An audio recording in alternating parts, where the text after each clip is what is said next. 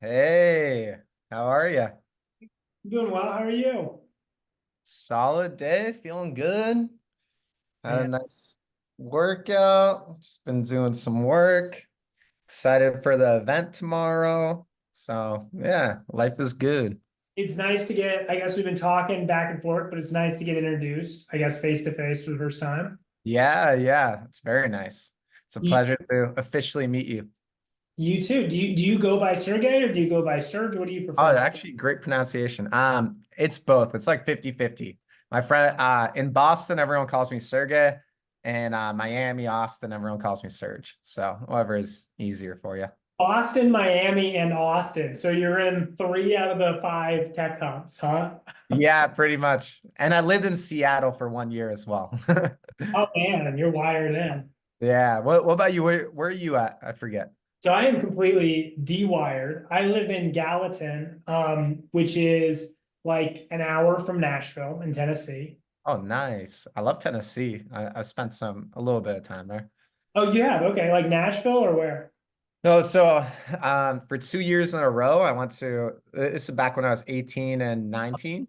I Mhm. went to Bonnaroo and we would road trip down always. So we would stop by a bunch of towns like Okay. um we stopped by Nashville, we stopped by not Memphis. What's another major city in Tennessee? Knoxville. Knoxville. And we stopped by Knoxville. So yeah. Okay. And Yeah. Chattanooga would be the other big city. Yeah. Well, that's Yeah. cool. It's very fun. So where are you from? Boston. From Boston. Okay. Boston, Massachusetts. I said I won't hold it against you. Don't worry. Okay, good. Yeah, I mean, I'll be real. Like I love my city. I grew up there. I went to college there and I love visiting. Like I definitely like once I graduated, I was like, I want to get the hell out and switch things up. I've been here like 21, 22 years of my life. But now when I come back, I'm like, I appreciate the city. I'm glad that I've grown up there, but I would never move back. It's too cold for me. I like the heat. Boston, I think, is like uniquely beautiful. Oh yeah, so And aesthetic. yeah, and then it's very historical. Hmm. It's an old city. Um, yeah, it's interesting. I know that I don't understand Boston because I've visited Boston, but I think it's probably a completely different experience when people live indoors so much of the year that it's just sort of that creates a different culture, right? Oh yeah, I mean you're in hibernation for like 5 months of the year, and with that, I'm a big like the weather really affects me. I'll be real. So, and for some reason, I always happen to live in places with kind of shitty weather. So I grew up in Boston, lots of cold. Okay. Studied abroad in London, awesome experience, but so much rain. And I Oh, lived in Seattle for a year. Also, so much rain. So then when I got to Austin, Texas, and Miami, I was like, this is my scene. I'm all about this. I could get used to it. so where are you living now? Like, are you in Miami or are you in Austin? I'm in Miami. I just moved here in August officially. Okay, cool. And then I'm pulling up your LinkedIn. So how'd you get started in tech sales? Yes. So pretty much I got a job at DocuSign. So Okay. I've My wife works for DocuSign. really okay. What's her name? Olivia Duval. Of course. Oh, I don't know if oh, it was a long time ago. It was like 10 plus years ago, probably. Oh, Um, okay.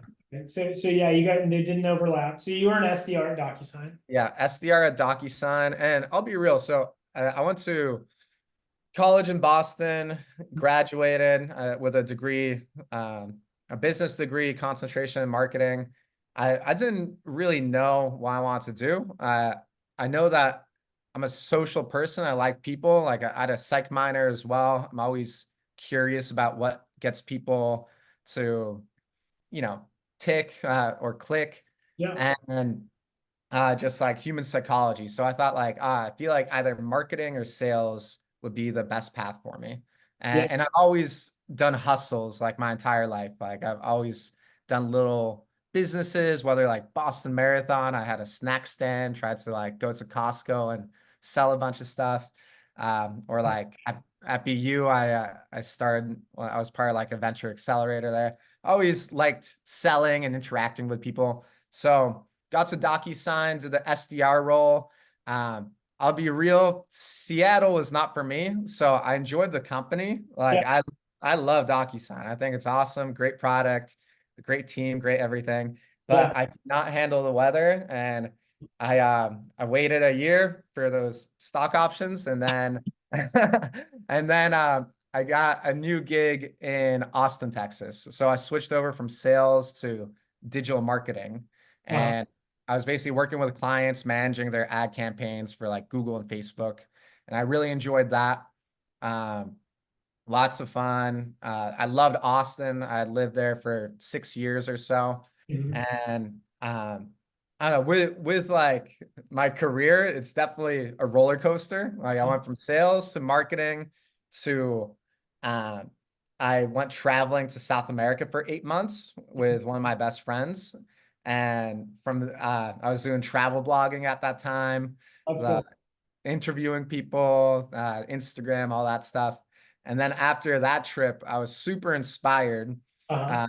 because I got into the hostel culture, and Uh, I loved which how, when like, you mean hostel, you mean like the places that people will stay, the hot yeah, or the little, almost like hotels on a budget for people that are traveling in usually Europe, right?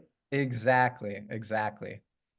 And yeah, in America, there's no real hostel culture, but I love the hostel culture. It Yeah. was it What's was it about? Like I've never stayed in a hostel. it's not for everyone. So for me, I'm very easy. So I don't need much to be happy. Uh, I just need a bed and some cool people around me in an yeah. awesome location, and I'll be all set. Um, the thing I like about it is people from all walks of life meet at this one place, and everyone does something different. Everyone seems to be somewhat of a character. Like, I mean, most of the people are backpacking around for a long period of time. They're pretty out there, and there's a range of them. I've stayed at hostels where literally it is super cold, like you could see your breath. Uh, Mhm. the mattress feels like concrete. It, Uh-huh. there's nothing around. It costs $5 a night, Wow. and you're roughing it. But Yeah. I've also stayed at hostels that are super bougie, Yeah. um, and those are the hostels that I enjoyed more. But there's a range of them. Yeah. Uh, it was funny. I recently went to Europe with my little sister, Yeah. and I told her like, oh, I really want you to like check out a hostel with me. And she's just not the type of person that she likes like really nice things, Mhm. like hotel or like solid Airbnb. And Yeah. like I told my mom the idea as well, and she was like, "No, you're not staying at a hostel. Like people get killed there, you know." Uh-huh. And I was like, "Nah, I mean, to each their own. Some Uh-huh. people like it, some people don't." I've been recently so fascinated with the idea of spaces. Hmm. And probably that's because when you work remotely, when you become part of software, tech sales, all that stuff, I've been working remotely for years. And Hmm. so, and when you use a lot of technology, you inhabit a lot fewer number of spaces. So I don't get in my car very often. Um, Yeah. Groceries get delivered, which is Mhm. actually cheaper. My wife and I, we spend less money by getting our groceries delivered. And then Really? basically the only places that we go are, um, I work from home, um, Hmm. the gym, Yeah. and um, that I think that's about it. The only place that I travel to is the gym. And Hmm. so when you do that, I don't know. I've started to sort of get hooked on this idea of spaces and thinking about some of the things that WeWork did, Adam Newman at WeWork, which are really interesting. And there's just something fascinating about the convergence of people having these wild effects on creativity and on fun and on enjoyment. And then there's the founder of Zappos. He had this similar concept. I think he Mhm. did it in like whatever city he was in. He helped with city design to make it so that Oh, different wow. professions and people were more likely to run into each other throughout their day. Like a teacher was more likely to bump into a scientist or a tech worker or whatever in the elevator and in different. They tried to design the city so that That's people. really cool. Yeah, it's I've been thinking about it a lot. It's cool stuff. Spaces are interesting. Yeah, I mean I could relate there. I'm fascinated by spaces as well. I also work remotely and I've worked remotely since COVID. And I think that I'm a big believer that you are who you surround yourself with. You are the five people you surround yourself with, and it could really be a nice accelerator in terms of creativity, like you mentioned. Um, like just as an example, in Austin, Texas, I was part of this community called Sapien Center, where pretty much it was a co-working space with a cold plunge, sauna, barbecue, little gym, and some other stuff. And it was really awesome just going there because everyone there was working on their own little hustle or just doing something interesting, creative. And with that, that gives you energy to do your own hustle. And I really like that. Uh, Um, and that's kind of why I like the hostel culture. I like this concept called I read about Outpost recently, which is kind of like an Airbnb, but with a community feel. So you get a mansion, you get one room in that mansion, and you're with a bunch of other remote workers, and you kind of Whoa. feed off each other. It's Yeah, awesome. that's pretty crazy. So I saw you, I think on your LinkedIn, you did what did you do after travel blogging?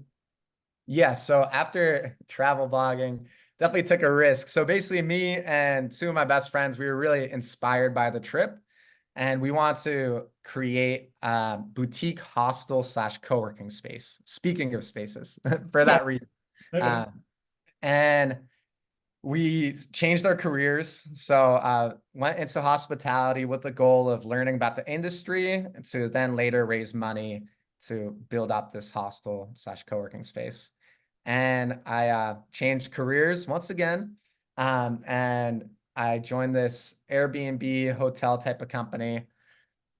And I went to, I had a good paying job. And then I took a massive pay cut and it was tough. At the beginning, I was very motivated and it was fine. But after some time, I realized with hospitality, hospitality is a pretty brutal industry. It's just really, really hard. And I realized that serving people is much different than being served. Like people are really mean. I've never had a hospitality job, and I'm Uh, an optimistic, positive guy, and wow, people were mean to me. They treated me like trash just because of like the position I worked in. yeah. And yeah, I honestly it was a blessing because right after, Uh, um, I'm glad I did it. I definitely got very humbled through the experience, and I just realized that it wasn't for me. And if I had done it, I would have been super in the red with COVID and everything. So I think it was a blessing. And through that, I found UiPath and tech sales again and had a lot of success there. So big yeah. journey, but I figured it out at the end. And yeah, with every hurdle, that's just growth in my opinion. Yeah. So with UiPath, did you start as a BDR there? Yeah, start at the bottom because of all my career changes. I had to be an SDR again. Um, So in does UiPath tell me more about UiPath? Do they help with like automating workflows, things like that? Yeah, so it's a robotic process automation software. Pretty much any tasks that humans typically do, a bot could automate that process. So um, it looks at your mouse clicks and keystrokes and pretty much literally anything from invoice processing to claims processing, data entry, doesn't matter. Anything a human does, the bot could do. So you save a bunch of time, money, efficiency, all that good stuff.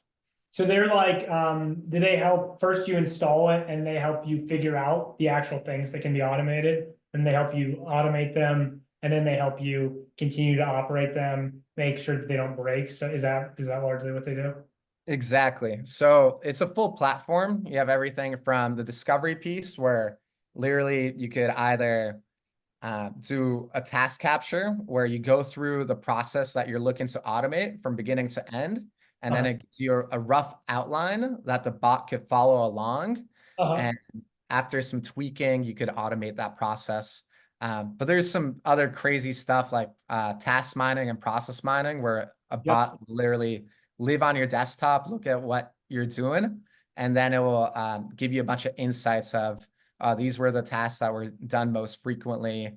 These are the ones that have the highest potential for automation. These are the ones that are going to give you the biggest ROI.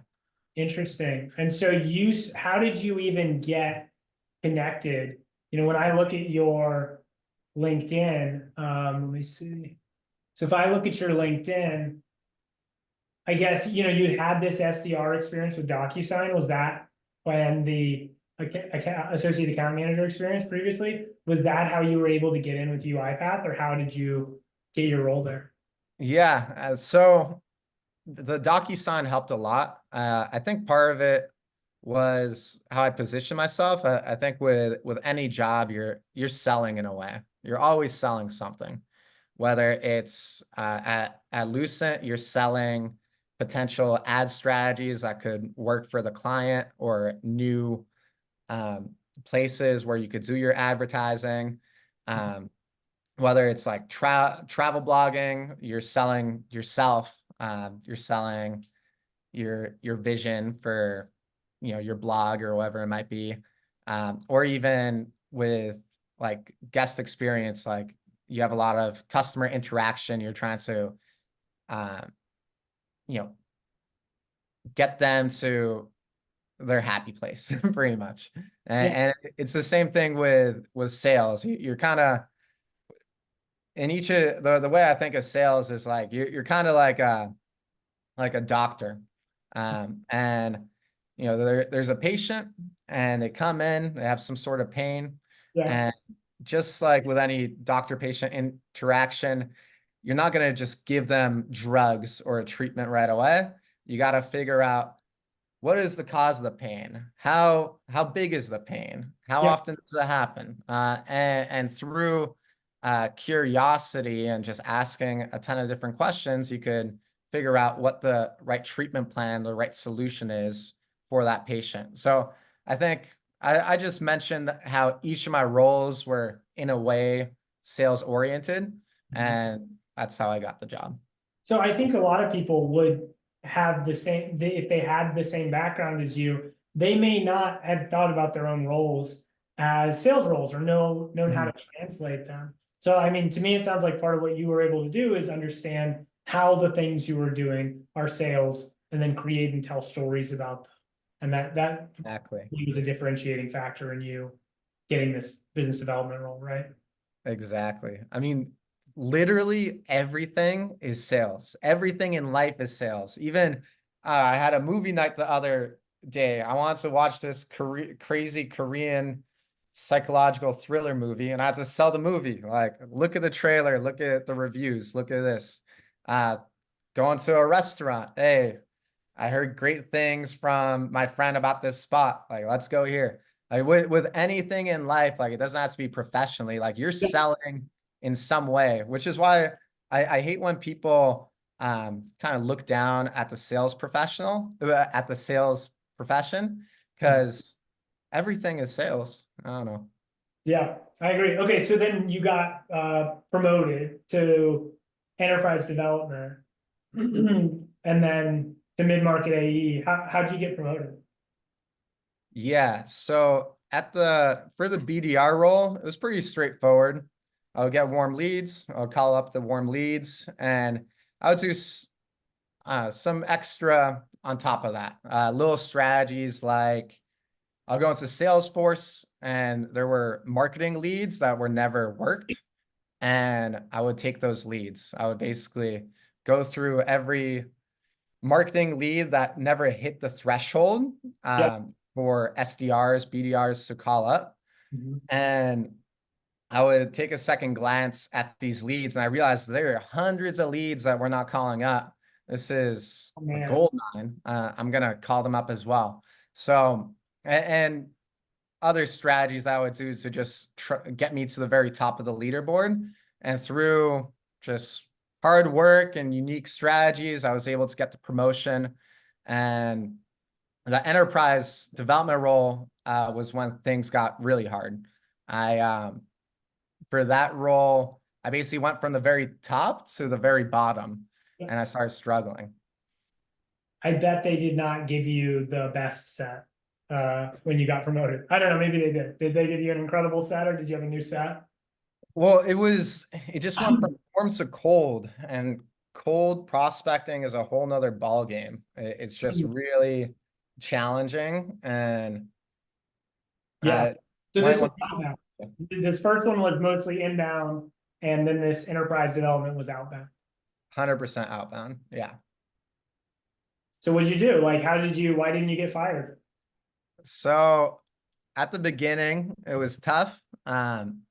And I did the typical cold calls and emails, just cold calling and emailing all day long.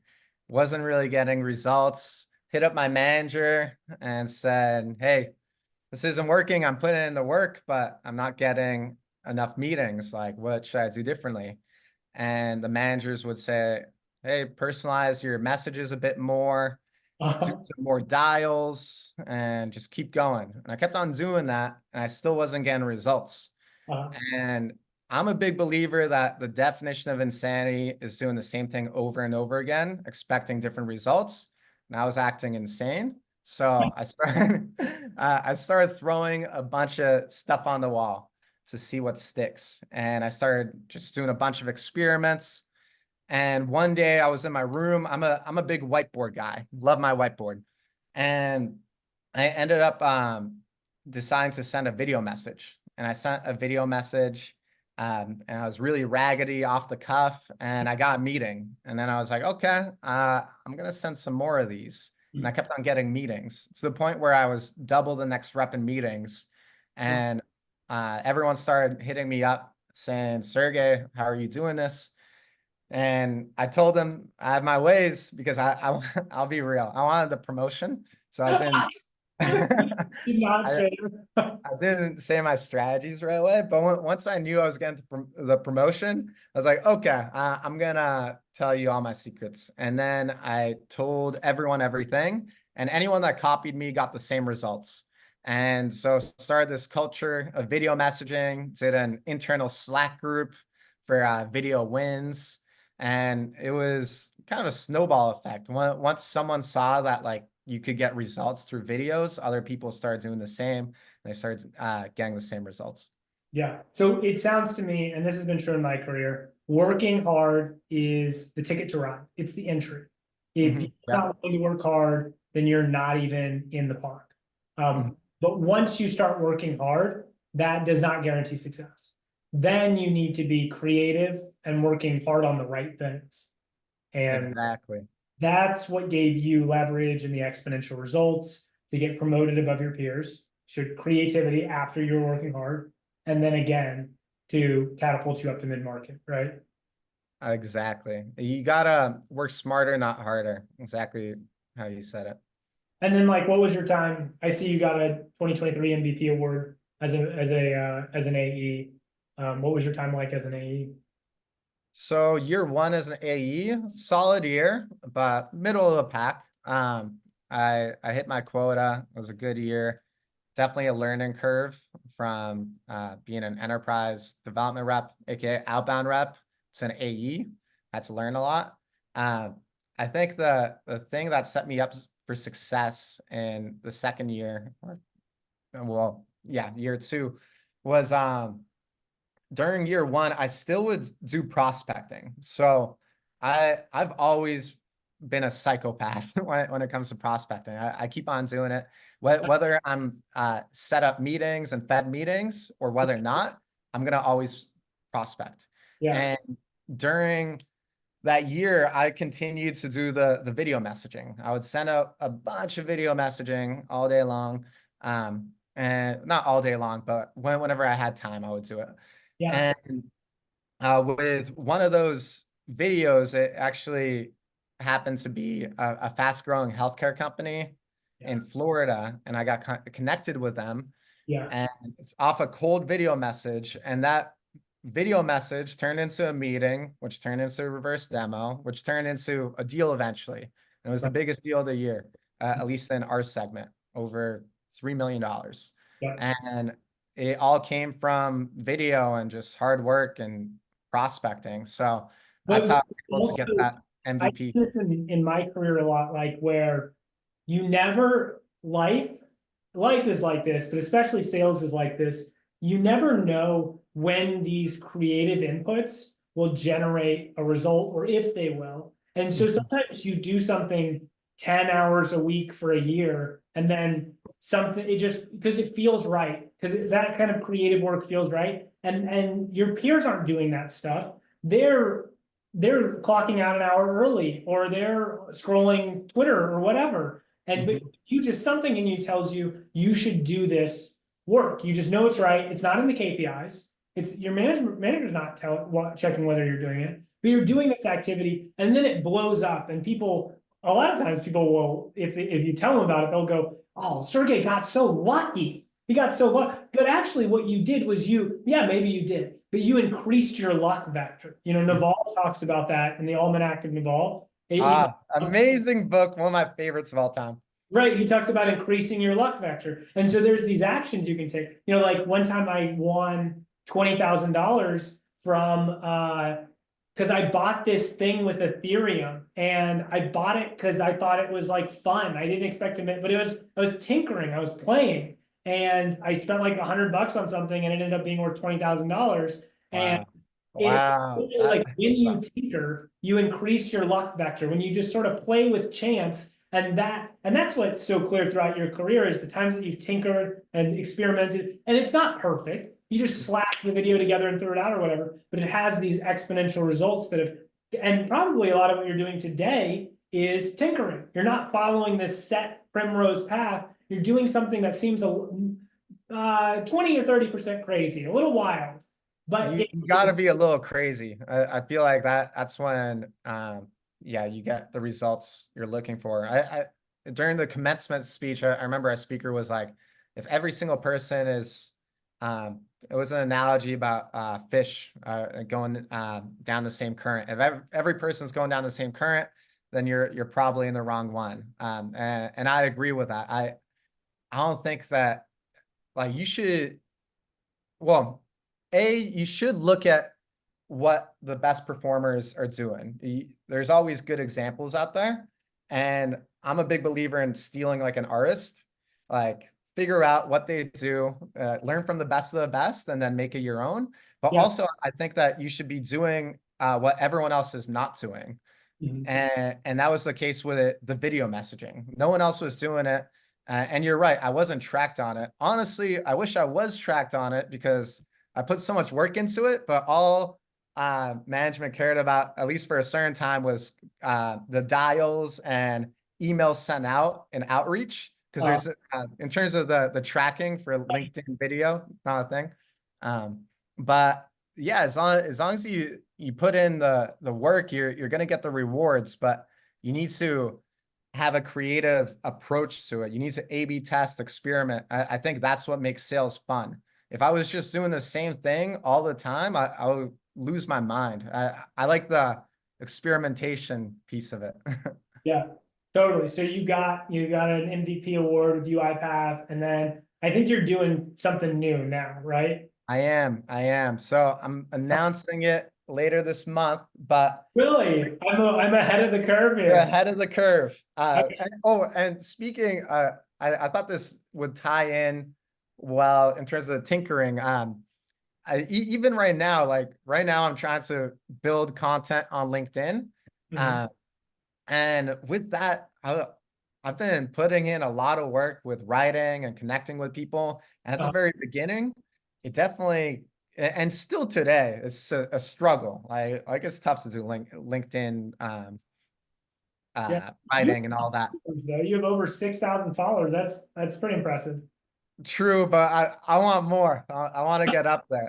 Uh, I'm shooting for the stars, but it's all about getting 1% better every day. And I uh, noticed at the beginning, I wasn't getting anything, but yeah, in the back of my mind, I'm thinking like I know that I should be doing this. And then through the last couple of months, I've been connecting with so many different people, just putting myself out there, increasing my luck.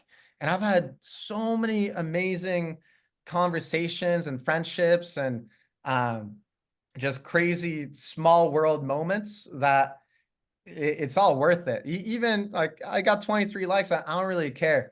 I love meeting all these different people that are all like-minded. They're all working on their own little thing, which is fun.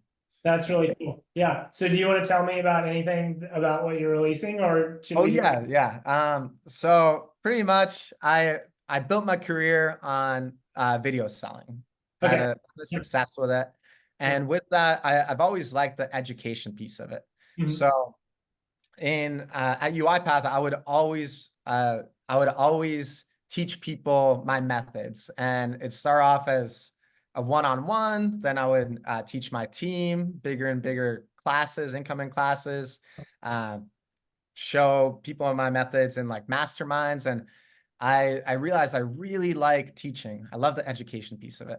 And Yeah. so I decided that I'm going to build out a sales course that's all about landing meetings with video prospecting. So I've been working on building out this course for the last 5 months Oh, and been testing it for the last two. So pretty much started out with my inner circle, mhm. gave the course for free to a bunch of people. And then I started messaging people outside of my network. Hey, I'm launching this course. Would you be interested in taking it? My goal for you is to get you a bunch of meetings. In exchange, I just want feedback, testimonial, and referrals. So I did that a ton of times, and I've had over 60 people take the course now. Whoa. Um, and I fine-tuned it. I love it. The reviews are great, all 5 stars. And so now I'm planning to launch it at the end of the month, and I'm starting to get into like online advertising as well to promote it. Okay. But pretty much, if for anyone listening out there, if you're struggling in sales, if you're looking to land more meetings, more pipeline, get recognition from your peers and leadership, get promoted, take this course, you're not gonna regret it. That's awesome. Is there some place that people will like go? I don't know. I don't know how much viewership we'll have on this video. Hopefully some people watch. Hey, it's But all good. yeah, how do people find it? So the website is courses.surgesales, like my name Serge, but SURGI, like surging, Yeah. .io. So that's the website. And other than that, yeah, that's the one. Courses.surgesales.io. Sweet. And yeah, or just connect with me on LinkedIn. Always happy to chat, uh, give advice, whatever it might be. Yeah. Yeah, I'm all about giving. So even if you don't want to buy the course, hit me up. Like I want to teach you what's worked for me. Yeah. And yeah, that's the goal. Just help you become a better salesperson. That's awesome, man. Yeah. Well, I think we connected because we are both going to that event, Yeah. sales and sales, right? Oh, I'm excited. It's gonna be a good time. You Yeah. can, Well, I'm excited too. I'm glad to know somebody there now instead of just going in I alone. know, right? So awesome. Well, that was great. It was great getting to know you, Sergey, and just spending some time with you. Hopefully we can do some more collaborative stuff in the future. Yeah, If you're cool with it, I'll post this on our Tech Sales Mentors YouTube channel. for Uh, sure. and then it may take us a little while, but we'll have somebody cut it up and like put it on my TikTok too, if that's okay. Hell yeah, absolutely. Um, Out of curiosity, did you end up trying Munch or how'd that software end up or not yet? So I canceled my AI software that I was using Oh, because it okay. wasn't high enough quality, and I didn't try Munch. Instead, I think what we're gonna do over the next month or so is in the next 60 days, I think we're gonna hire a professional marketing team. uh, Hmm. to cut up our videos. And Oh, yeah. so that's the route we're going to take instead of using AI and instead of doing it myself, because I'm not, if you go look at my TikTok, my videos are not professionally edited. We're just gonna hire somebody to professionally Right. edit those. I Yeah. love it. I love it. That's exciting. Yeah. Yeah. Any out of curiosity from you, like you got a solid TikTok. Any advice from you in terms of like growing a TikTok? Yeah, so people love movement, which is really funny. They don't love it when I'm at my desk, Yeah. like it, and they don't even like it when I'm in my office. They don't like me standing at my bookshelf. They like Uh-huh. me like the view count shoots up if I'm taking out the trash or Oh, putting the roll interesting. cover on or walking outside of my garage. Uh, Probably walking outside will do it. And so that is huge, is movement. People love being outdoors and being able to see the sky in the videos, seems yeah. like. And what else? I just try to be radically authentic with my Uh-huh. content and not polished at all. You said like you shot from the hip with that video or whatever. It wasn't perfectly put together that you sent to that healthcare company. People seem to have a sixth sense for authenticity, and that really matters. I remember that there was that Ty Lopez video that went viral years ago with him. He's like, I The have this cars? sports car in my Yeah, yeah. garage, but the thing that's more valuable is this bookshelf, Hmm. all this books with all this knowledge. And then all those people made fun of Ty Lopez for having all these books in his garage. It's totally set up. But that video it was probably one of the most viral videos of all time. And it Yeah, was, it's insane. It's crazy. I remember that clearly. yeah. And people like, they give Ty Lopez a lot of crap for what I have no idea. Ty Lopez's courses may be really high value, actually. People are gonna crap on your videos no matter what, whether or not you're There's offering. always haters out there all Yeah, the time. yeah. So Obviously, he knows something. Like, he obviously knows how to go viral at least. So if he's selling yeah, courses on marketing, I would probably buy a course from Ty Lopez because right?